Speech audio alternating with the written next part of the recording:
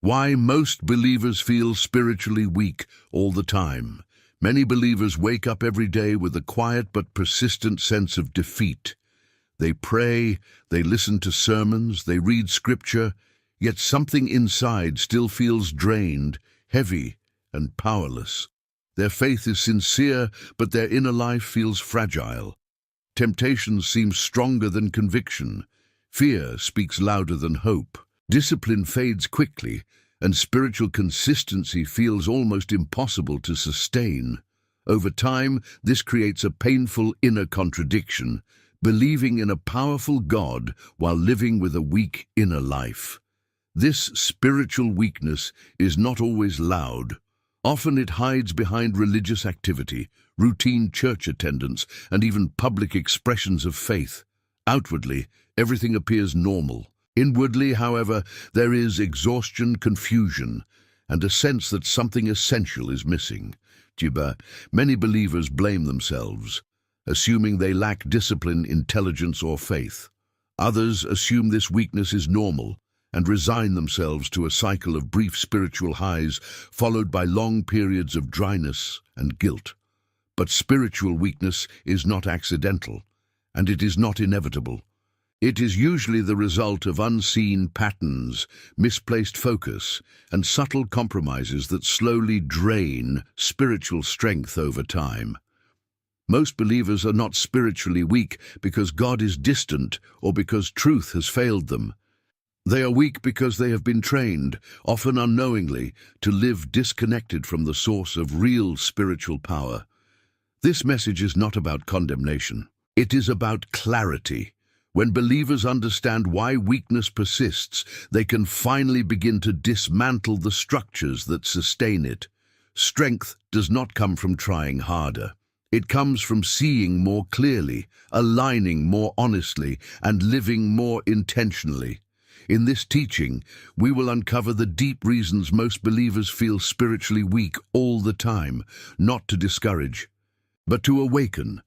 What drains strength can also be reversed. What weakens the spirit can be confronted, and what has been normalized can be challenged. We begin with the foundation, a divided inner life, living with conflicting loyalties. Spiritual weakness often begins with division. Not division between good and evil in an abstract sense, but division within the believer's own inner life. Many believers live with conflicting loyalties, desires, and identities, attempting to serve spiritual truth while remaining deeply attached to patterns, values, and impulses that constantly pull in the opposite direction. This inner conflict slowly drains strength because energy is continuously spent resisting oneself instead of moving forward with clarity. A divided inner life is exhausting. When a believer wants peace but feeds anxiety, desires purity but entertains compromise, seeks God but structures life around constant distraction, the result is not growth but fragmentation. The soul becomes crowded. Nothing is fully surrendered, yet everything demands attention.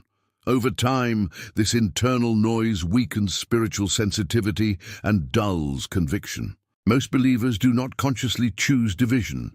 It is often inherited through culture, habits, and unexamined assumptions about what a normal life looks like.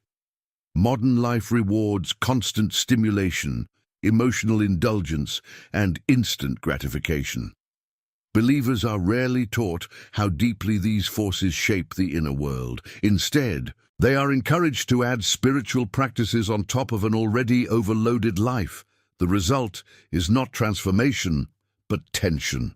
Spiritual strength requires alignment. When inner desires, daily choices, and core beliefs move in the same direction, strength naturally increases. But when these elements move against each other, the spirit weakens, even if faith remains sincere. Many believers pray for strength without realizing that strength cannot coexist with constant inner contradiction. This division often expresses itself emotionally before it becomes visible spiritually. Chronic guilt, vague shame, restlessness, and an inability to feel grounded are signs of an unresolved inner split. The believer may not feel bad enough to change, yet never feels whole enough to feel peace. This emotional instability is often mistaken for spiritual failure, when in reality it is the symptom of a life lived without clear internal boundaries. One of the most damaging effects of a divided inner life is the erosion of spiritual authority. Authority does not come from words or knowledge alone. It comes from coherence. When a believer's inner world is fragmented, their prayers feel weak, their decisions feel uncertain, and their confidence in spiritual matters slowly fades. They may still believe truth intellectually, but they no longer trust themselves to live it. This is why many believers struggle to maintain discipline. Discipline is not sustained by willpower alone. It is sustained by clarity. When a person knows who they are, what they value, and what they are committed to, discipline becomes a natural expression of identity. But when identity is unclear and loyalties are divided, discipline feels forced and temporary. Another consequence of inner division is the constant negotiation with temptation. Instead of clear resistance, there is inner debate. Instead of decisive action, there is hesitation. Every choice becomes mentally and emotionally expensive. Over time, this constant negotiation drains spiritual energy and creates a subtle sense of defeat, even when outward behavior appears acceptable. Many believers are surprised to learn that spiritual weakness is not always caused by obvious sin, but by tolerated inconsistency. Small compromises, repeated justifications, and unchallenged habits slowly reshape the inner landscape. What once caused discomfort becomes normal. What once required effort becomes automatic. And what once felt spiritually alive becomes dull. This divided state also weakens perception. When the inner world is conflicted, spiritual sensitivity decreases. Conviction becomes quieter. Discernment becomes blurred. The believer may still recognize truth when it is presented, but struggles to hear it internally. Prayer becomes mechanical. Reflection becomes shallow. Silence becomes uncomfortable. The tragedy is that many believers interpret this dullness as distance from God, when in reality it is distance from alignment. The issue is not that God has withdrawn, but that the believer's inner life has become crowded with competing voices. Strength cannot grow in chaos. Healing this division requires honesty, not performative honesty, but quiet, uncompromising self-examination. It requires asking difficult questions about what truly governs daily choices, emotional reactions, and long-term priorities. It requires recognizing that spiritual life cannot thrive as a side project. It must become the organizing center of life. True spiritual strength begins when a believer stops trying to balance opposing loyalties and instead chooses integration. This does not mean perfection, it means direction. It means deciding again and again which voice will lead and which impulses will no longer be entertained. Strength grows where decisions are clear. When inner division is addressed, something remarkable happens. Energy returns, focus sharpens, conviction deepens. The believer no longer feels constantly drained because they are no longer fighting themselves. Peace becomes more stable, not because life becomes easier, but because the inner world becomes coherent. Most believers do not need more information, they need alignment. And alignment begins with recognizing that spiritual weakness is often the result of living divided lives in a world that constantly rewards division. This is the first reason spiritual weakness persists, not because faith is absent, but because the inner life is split. If this message is helping you see your spiritual life more clearly, subscribe to the channel now so you don't miss the next part of this series. Feeding the flesh, while expecting the spirit to be strong. One of the most overlooked reasons believers feel spiritually weak all the time is the quiet contradiction between what they consume daily and what they expect spiritually. Strength, in any realm, is never accidental. It is always the product of nourishment, repetition, and reinforcement. Yet many believers consistently feed the flesh, emotionally, mentally, and behaviorally, while hoping the spirit will somehow grow strong on neglect. This contradiction creates frustration, confusion, and eventually discouragement. The flesh, in this sense, is not merely about obvious moral failure. It is about orientation. It is about what dominates attention, shapes desire, occupies imagination, and governs reactions. Whatever receives the most consistent input becomes dominant. This is a law of human nature, not a theological opinion. The spirit does not grow by intention alone. It grows by what it is fed. Many believers begin their day immersed in noise, news cycles filled with fear, outrage and division, social media designed to provoke comparison, envy, and restlessness, entertainment that normalizes excess, indulgence, and impulsive behavior, conversations saturated with complaint, sarcasm, and distraction. None of these things are neutral. They shape the inner climate long before a believer prays, reads scripture, or attempts to be spiritually focused. When the inner world is constantly saturated with flesh-driven input, spiritual practices feel dry, weak, and ineffective. Prayer feels forced, scripture feels distant, silence feels uncomfortable. This is not because these practices lack power, but because the inner environment has been trained to resist them. The flesh grows loud through constant feeding, while the spirit grows quiet through neglect.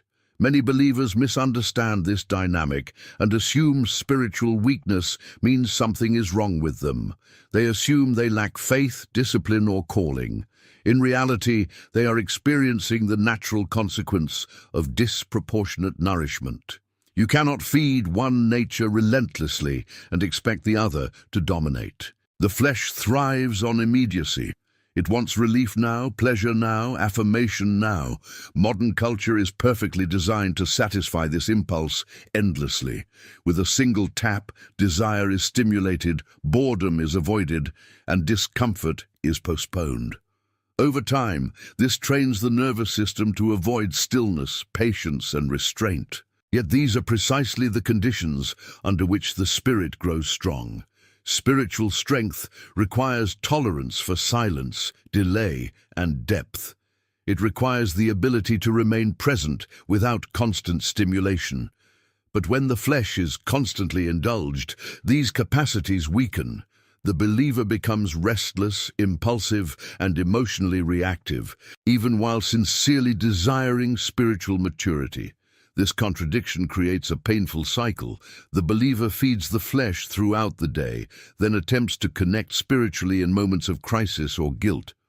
When spiritual practices feel weak or ineffective, discouragement sets in. That discouragement then drives further indulgence, distraction, or avoidance. Over time, spiritual life becomes reactive instead of foundational. Another subtle way believers feed the flesh is through emotional indulgence. Constant replaying of offenses, rehearsing arguments that never happened, nurturing resentment under the guise of justice, feeding fear through catastrophic thinking, feeding pride through comparison, feeding self-pity through narratives of victimhood. None of these behaviors feel overtly sinful, yet they steadily weaken spiritual resilience. The flesh also feeds on spiritual shortcuts. Many believers seek emotional highs instead of transformation.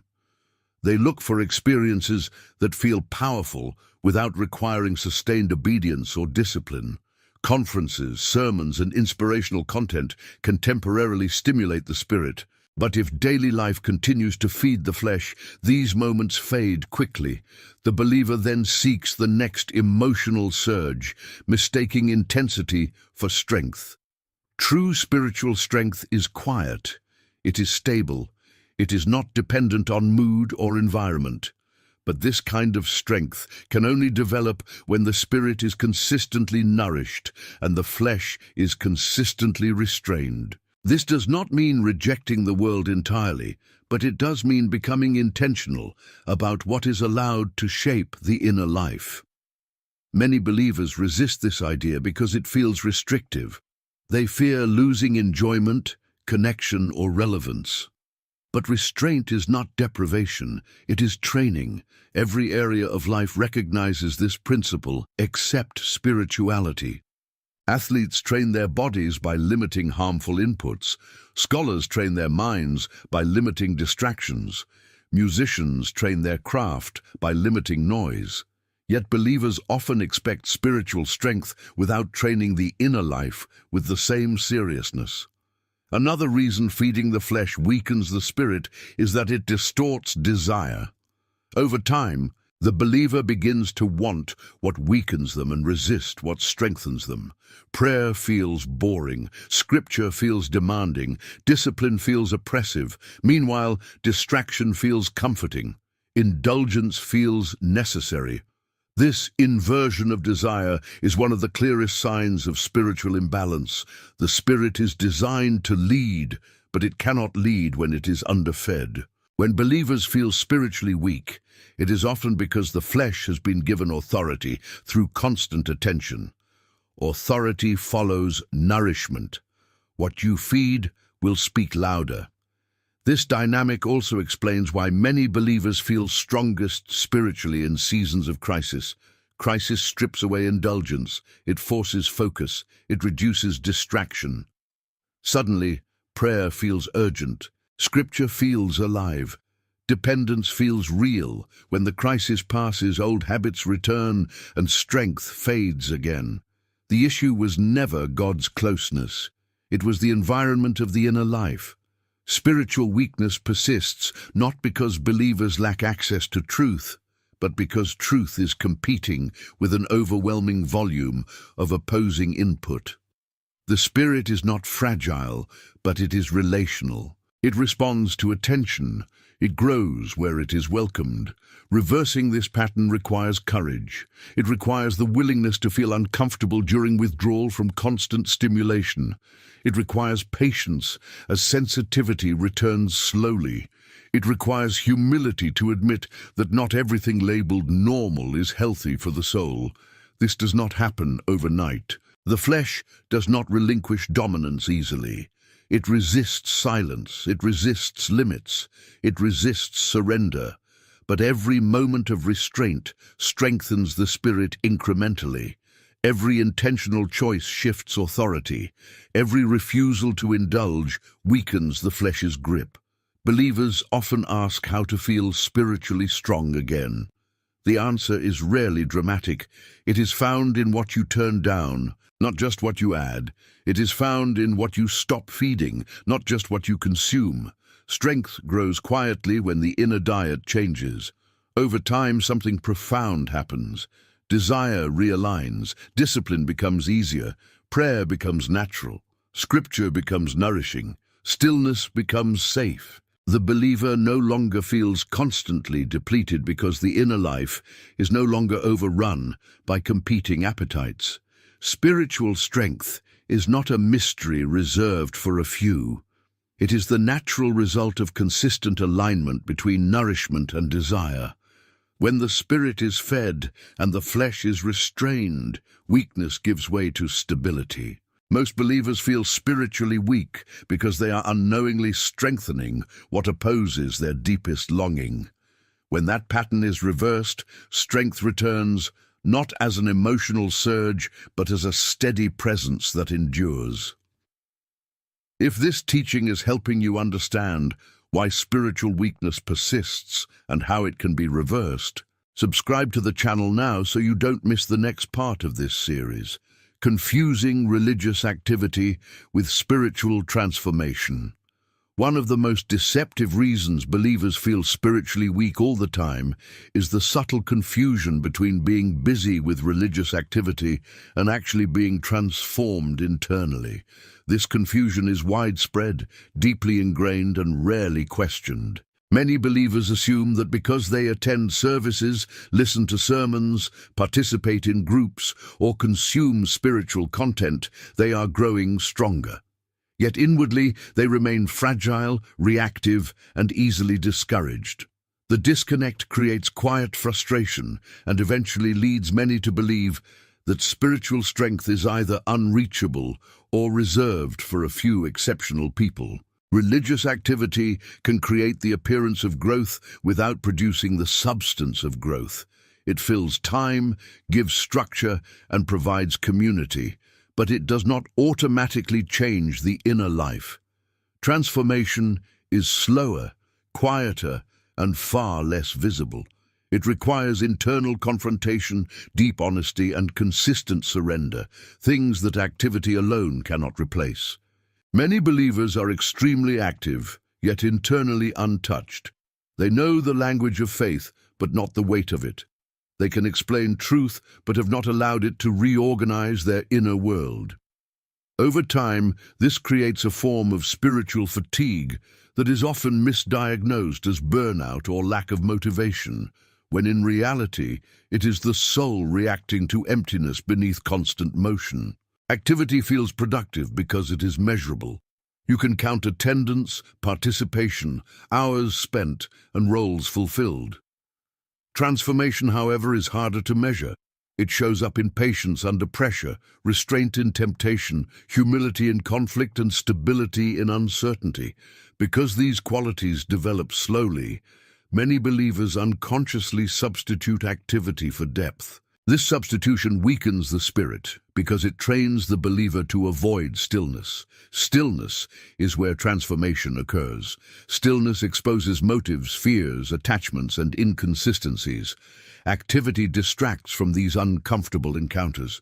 Over time, the believer becomes skilled at staying busy while remaining unchanged. Another danger of excessive religious activity is that it can inflate the ego while starving the soul. Serving, leading, teaching, or participating publicly can create a sense of importance that masks internal fragility. The believer may feel validated externally while remaining unresolved internally. This creates a dangerous imbalance where identity becomes tied to function rather than transformation. When identity is rooted in activity, weakness feels threatening. The believer becomes defensive instead of reflective. Correction feels like attack. Silence feels like loss. As a result, spiritual growth stalls, not because the believer lacks sincerity, but because the inner life has not been given space to mature. Many believers also use activity to manage guilt. Instead of addressing unresolved patterns, they compensate by doing more. Instead of slowing down to confront inner resistance, they increase involvement. This creates a cycle where activity becomes a way to avoid transformation rather than facilitate it. Over time, the soul grows tired, not from doing too much good, but from avoiding necessary change. True transformation requires intentional withdrawal from constant performance. It requires time alone with truth, not to learn more information, but to allow existing truth to penetrate deeper. Most believers already know more than they live. The issue is not ignorance, it is integration. Religious environments often unintentionally reinforce this imbalance. Emphasis is placed on attendance, participation, and visibility, while inner disciplines like silence, reflection, restraint, and surrender receive less attention. Believers learn how to act spiritual long before they learn how to be spiritually grounded. This creates a fragile spirituality dependent on structure and stimulation. When routine is disrupted, strength collapses. When encouragement is removed, motivation fades. When leadership changes, faith wavers. These are signs that strength was rooted in external frameworks rather than internal transformation. Another subtle consequence of activity without transformation is emotional shallowness. The believer may experience repeated emotional highs during worship or teaching, followed by long emotional lows during daily life. This emotional volatility is often mistaken for spiritual sensitivity, but it is more accurately a sign of underdeveloped inner stability. Spiritual strength produces emotional resilience. It does not eliminate emotion, but it stabilizes it. The believer becomes less reactive, less dependent on mood, and less shaken by circumstances. This kind of stability cannot be produced by activity alone. It emerges from consistent inner work.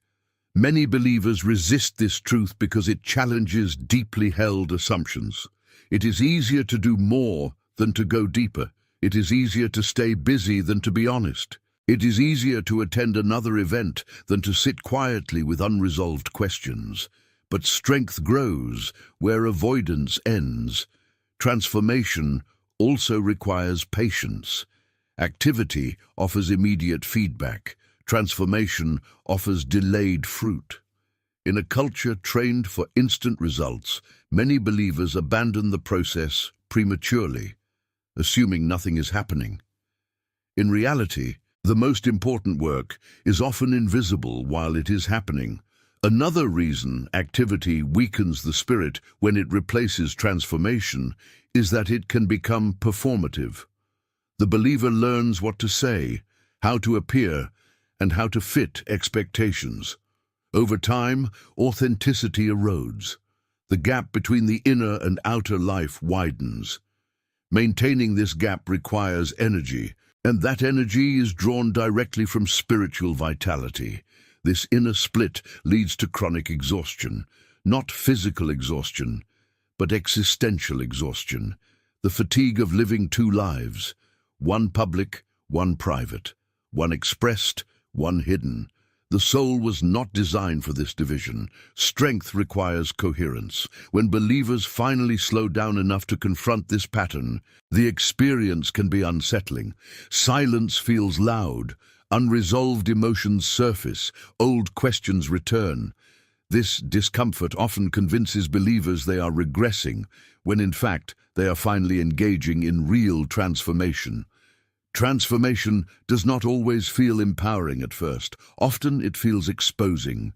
It strips away illusions of progress and forces honest assessment. But this exposure is the beginning of true strength. What is faced can be healed. What is acknowledged can be reordered.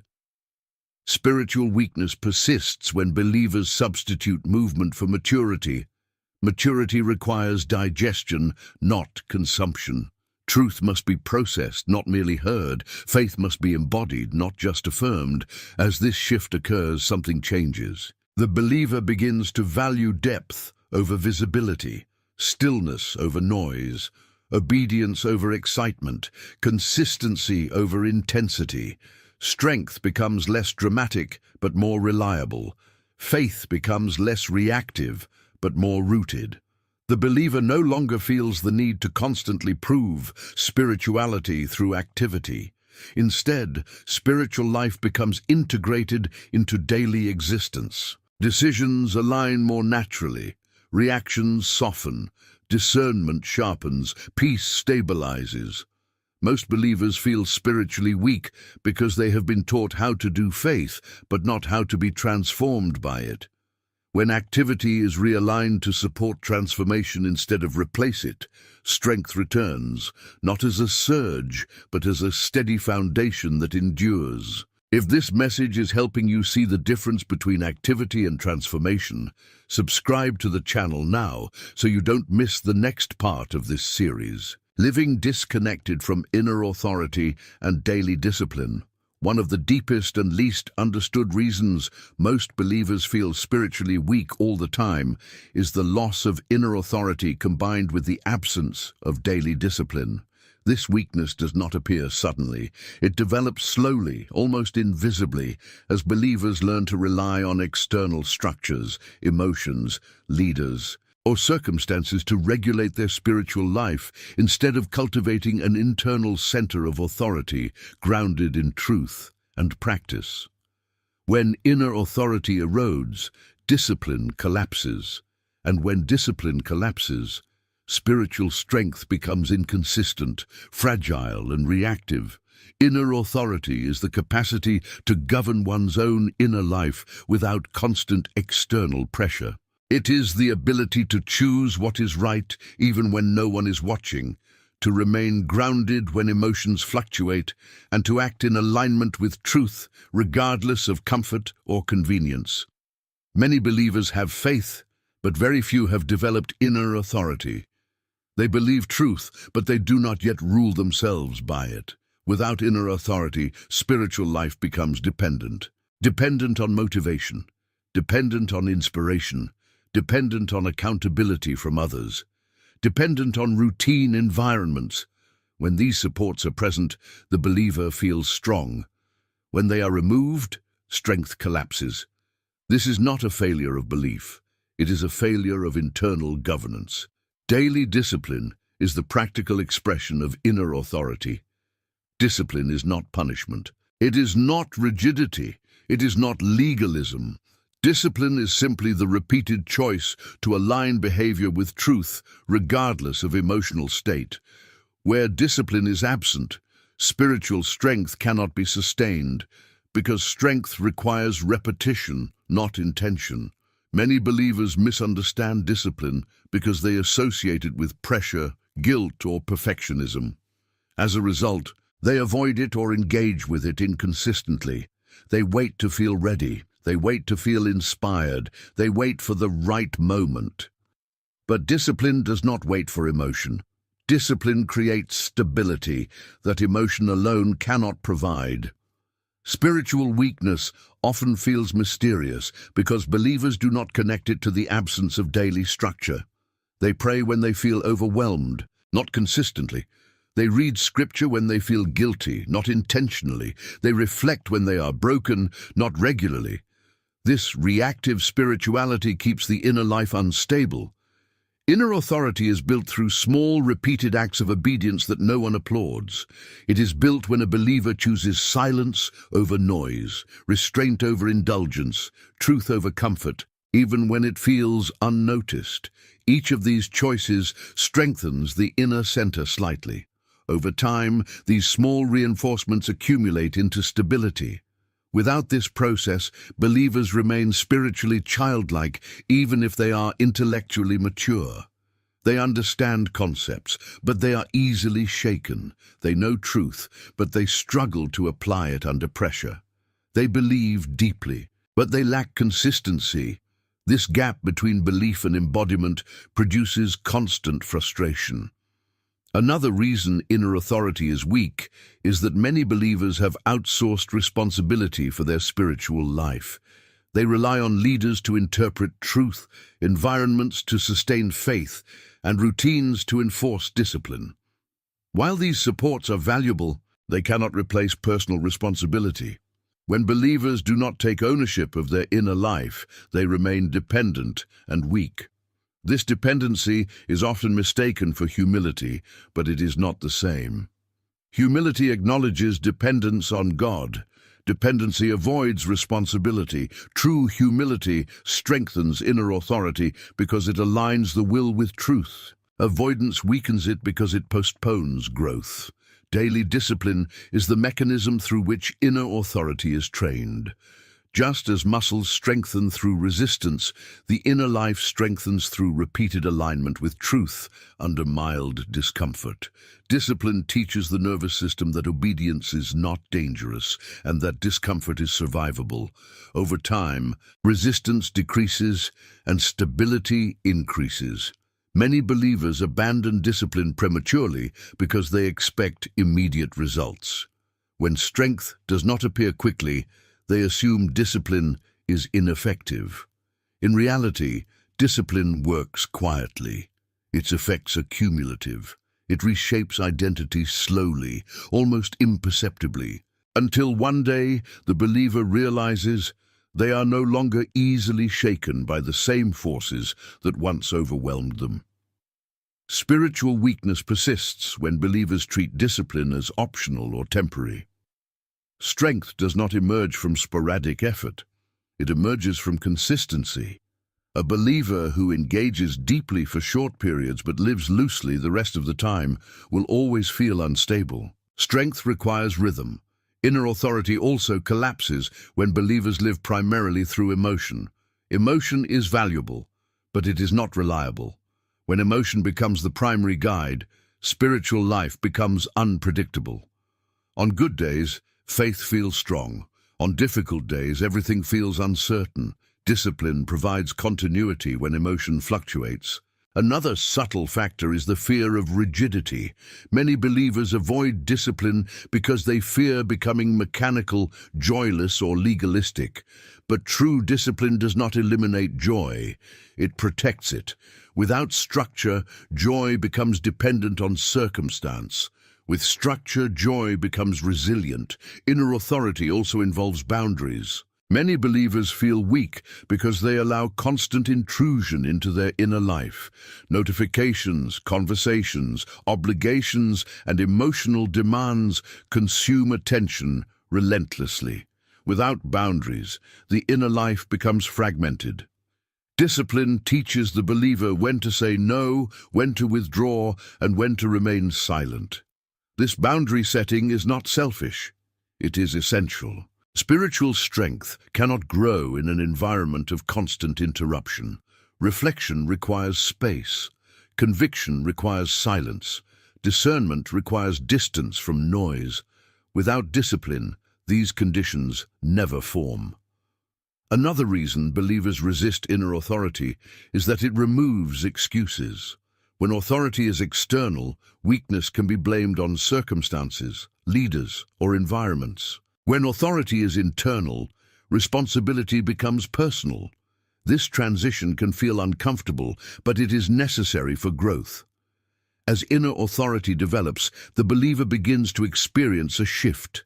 Decisions become clearer. Temptation loses intensity. Emotional reactions soften. There is less internal debate and more decisiveness.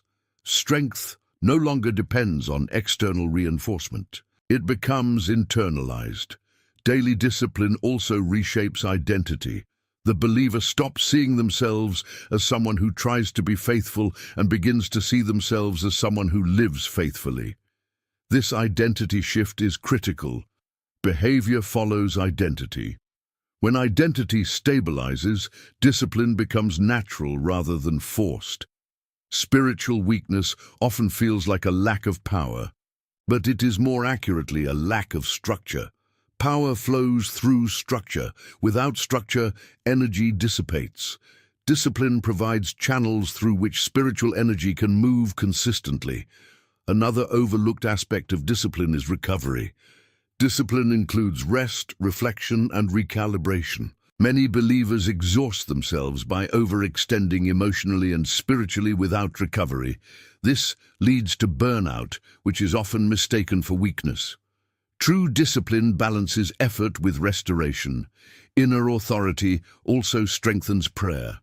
Prayer shifts from emotional expression to intentional alignment. The believer prays not only when desperate, but as a daily act of grounding. Over time, prayer becomes less reactive and more formative. Scripture engagement also changes. It becomes less about searching for immediate comfort and more about long-term shaping. The believer begins to allow truth to challenge rather than merely reassure. This deepens maturity and stability. As discipline becomes embedded, something significant happens. The believer stops feeling spiritually weak all the time, not because life becomes easier, but because the inner life becomes governed. Challenges still arise, but they no longer dismantle stability. Faith becomes less fragile and more grounded. This strength is quiet. It does not announce itself. It does not rely on emotion. It does not collapse under pressure. It endures. And it is accessible to any believer willing to take responsibility for their inner life through daily discipline. Most believers feel spiritually weak because no one taught them how to develop inner authority. They were taught what to believe, but not how to govern themselves by that belief. When inner authority is restored through discipline, weakness gives way to resilience. If this teaching is helping you understand why spiritual weakness persists and how inner authority restores strength, Subscribe to the channel now so you don't miss the final part of this series. Expecting God to do internally what the believer avoids doing daily. One of the final and most decisive reasons most believers feel spiritually weak all the time is rooted in a quiet but powerful misunderstanding, the expectation that God will do internally what the believer consistently avoids doing daily. This misunderstanding does not come from rebellion or bad intentions. It comes from subtle teaching gaps, emotional dependency, and a distorted view of how spiritual growth actually happens. Over time, this expectation creates passivity, disappointment, and a sense of powerlessness that slowly drains spiritual vitality. Many believers sincerely pray for strength, clarity, discipline, peace, and transformation. They ask God to remove fear, silence temptation, stabilize emotions, and deepen faith. These prayers are honest, but what is often missing is the recognition that God's work within a person is not designed to replace responsibility, but to empower it. When believers wait for God to act, while avoiding the daily practices that make that action possible, weakness becomes chronic. Spiritual strength does not arrive as a sudden internal upgrade. It is not downloaded instantly through prayer alone. Strength is formed through cooperation. Divine grace provides capacity, but human participation determines expression. When this balance is misunderstood, believers unknowingly position themselves as spectators in their own transformation. This misunderstanding often begins with a passive interpretation of faith. Believers are taught to trust, surrender, and wait, but are rarely taught how active obedience, restraint, and intentional practice fit into that surrender. As a result, many come to believe that effort contradicts faith. They assume that if they try too hard, they are not trusting enough. This false dichotomy paralyzes growth. True faith is not passive, it is responsive. It moves when truth calls. It acts when conviction rises. It adjusts when correction is revealed. Passive faith waits for feelings to change. Responsive faith changes behavior even when feelings resist. Strength emerges from the latter, not the former. Many believers pray for freedom from temptation while continuing to place themselves in environments that feed it. They pray for peace while constantly engaging conflict internally. They pray for clarity while refusing silence. They pray for discipline while avoiding structure. Over time, unanswered prayers feel confusing and discouraging, not because God is absent, but because cooperation is missing. This creates a dangerous emotional cycle. The believer feels weak, prays for strength, avoids responsibility, feels no change, becomes discouraged, and then either prays more passively or disengages entirely. Spiritual life becomes reactive and dependent instead of intentional and grounded. Another dimension of this issue is the outsourcing of inner work. Many believers expect sermons, leaders, or spiritual content to do the work that only personal confrontation and daily practice can accomplish. Teaching can reveal truth, but it cannot apply it. Encouragement can inspire action, but it cannot replace it. When believers rely on external input without internal engagement, growth stalls. God does not override the human will in transformation. He honors it. This means strength grows when believers choose alignment even when it is uncomfortable. It means peace deepens when believers refuse to feed anxiety. It means clarity emerges when believers create space for reflection. These choices are not acts of self-reliance, they are acts of cooperation. One of the most common ways believers avoid daily inner work is through distraction. Distraction feels harmless, but it is one of the most effective tools for preventing transformation. It fills time, numbs discomfort, and delays confrontation. A distracted believer can remain sincere, yet unchanged, for decades. Spiritual strength requires sustained attention, attention to thoughts, attention to habits, attention to impulses, attention to silence. When attention is scattered constantly, inner life remains shallow. Believers then mistake shallowness for weakness without realizing the cause. Another avoidance pattern is emotional indulgence. Instead of governing emotions, believers often express them freely and then ask God to stabilize them afterward.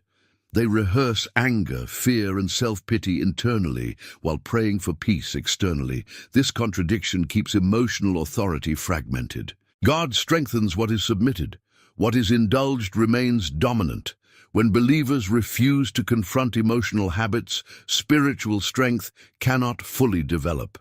Prayer becomes a request for relief instead of a process of reordering. Avoidance also appears in the refusal to set boundaries. Many believers pray for rest while refusing to say no. They pray for focus while allowing constant interruption. They pray for depth while living at a frantic pace. Strength cannot grow in chaos. God does not replace boundaries. He works through them. Another subtle form of avoidance is spiritual idealism. Believers imagine the person they want to become, but avoid the slow, often uncomfortable steps required to get there. They want transformation without tension, maturity without discipline, authority without obedience. This fantasy keeps growth abstract and unreachable. Spiritual strength is forged in ordinary moments, in choosing silence instead of reaction, in choosing restraint instead of indulgence, in choosing truth instead of comfort. These moments rarely feel spiritual, but they are the foundation of spiritual authority. Many believers wait for God to remove struggle before they act.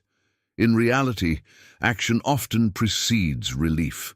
Strength emerges during obedience, not before it.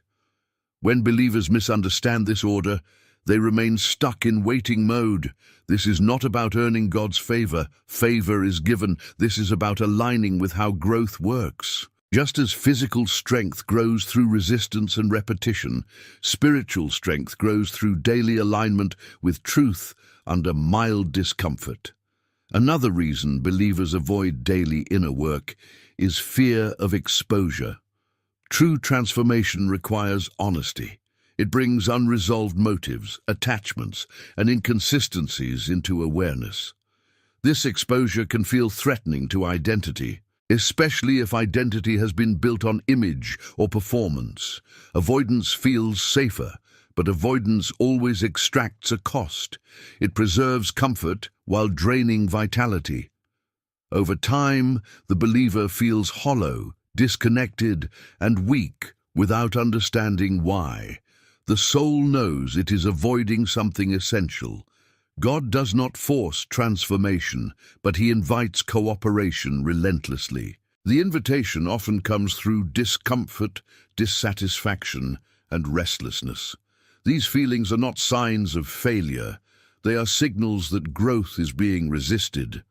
When believers finally accept responsibility for daily inner work, the shift is profound. Prayer becomes partnership rather than pleading. Discipline becomes alignment rather than obligation. Faith becomes embodied rather than theoretical. Strength returns gradually, not as emotional intensity, but as stability. Temptation loses urgency. Fear loses authority. Distraction loses appeal. The believer begins to feel internally governed rather than externally driven. This transformation is deeply empowering. The believer realizes they are not waiting for God to act, but walking with Him actively. Weakness fades not because struggle disappears, but because authority increases. Most believers feel spiritually weak because they are asking God to do internally what they consistently avoid doing daily. When that avoidance ends, strength emerges naturally. Spiritual strength is not withheld, it is developed. And it develops where responsibility is embraced, cooperation is practiced, and daily alignment becomes non-negotiable. If this series has helped you understand why spiritual weakness persists and how true strength is formed, subscribe to the channel now so you can continue this journey of clarity, discipline, and inner transformation.